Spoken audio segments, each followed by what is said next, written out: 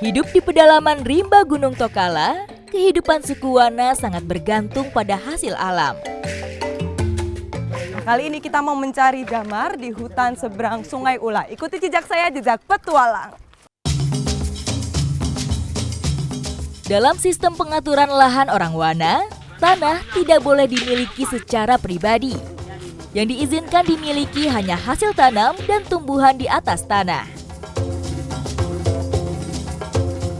Inikah sudah bertemu? Ini? Ini? Nah, ternyata ini dia pohon damarnya.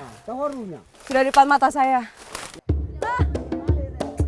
Getah dan kulit yang mengeras menjadi salah satu ciri pohon damar telah dipanen berulang kali.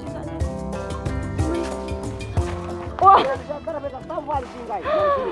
walaupun katanya kecil nih, tapi ternyata tangan saya aja nggak sampai. Ini masih terhitung besar menurut saya. Dan sebesar-besarnya pohon damar, ternyata mereka itu akan mengeluarkan getah ketika usianya sudah belasan tahun. Nah, seperti pohon ini nih, seperti ini nih. Dia sudah terhitung bisa untuk diambil getahnya. Sebelum memanen getah damar, mereka harus membuat tangga dengan memanfaatkan batang pohon di sekitar. Kuat? Untuk mengecek nih, kuat atau enggaknya. Ternyata cukup kuat. Saya udah bisa bergelantung di sini. Saya sudah bisa untuk dinaiki. Perlahan-lahan getah damar yang mengeras dikikis dan dikumpulkan di dalam wadah dari pelepas sagu. Di sini tuh pohon damar itu tidak ada yang punya, jadi semua saja bisa mengambil. Nah, seperti yang dilakukan kita ini sekarang nih. Nanti kalau sudah diambil nih, kita akan menyayati untuk mengeluarkan getahnya lagi. Nanti kalau ada orang yang mau ambil, bisa juga diambil. Wih, ini berarti yang Sebuah sikap sosial yang anti serakah dan bertanggung jawab. Nah, ini damar yang kita dapat masih berbentuk serpihan karena ini sudah rutin diambil. Nah, nanti kalau sudah 2 minggu setelahnya dia akan bisa berbentuk bongkah-bongkahan. Setelah disayat, pohon ini akan mengeluarkan getah yang dapat dipanen kembali setelah 2 minggu. Mereka itu mencari damar bisa 1 hari bahkan lebih karena jaraknya itu cukup jauh.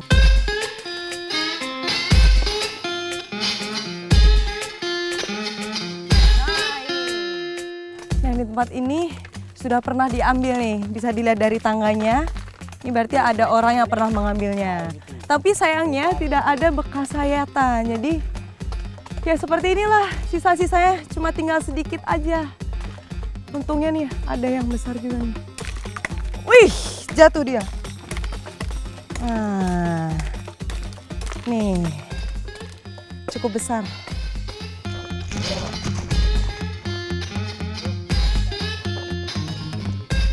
Medan yang sulit serta jarak yang cukup jauh mengharuskan para pencari getah ini mencari alat angkut yang efisien.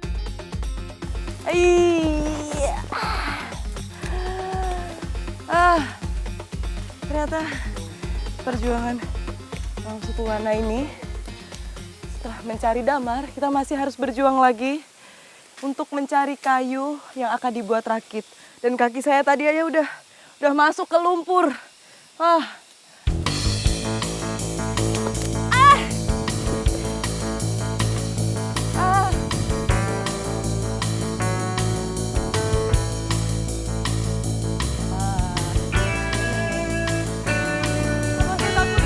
Takut.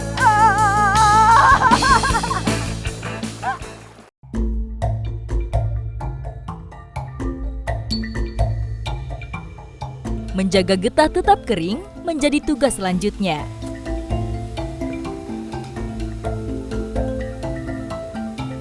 Rakit sudah siap digunakan. Kami langsung meluncur mengangkut hasil panen hari ini.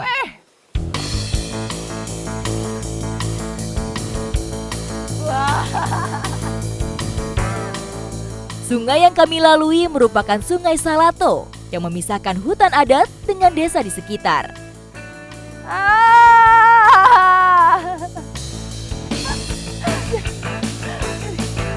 Rasanya seru, cuma agak deg-degan. Karena takut banget nih kalau rakitnya bisa sampai oleng dan hasil panennya ini pun bisa jatuh. Meski tidak melimpah, getah ini sedikit pun tidak boleh tercampur air. Ini nih, saya kira airnya akan terus tenang. Ternyata di depan ini sudah kelihatan arus-arusnya. Jadi abah di depan tadi harus turun ke bawah untuk menjaga rakitnya. Dengan susah payah, getah harus dibopong di atas rakit sampai seberang sungai.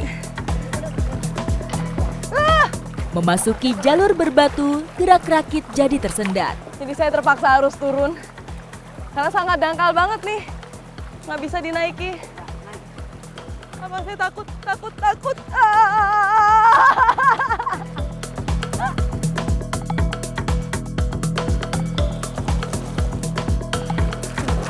Nah, jadi rakitnya akan ditepikan terlebih dahulu karena kita sudah sampai di tempat jalur biasanya damar-damar ini akan diangkut dengan kendaraan lain.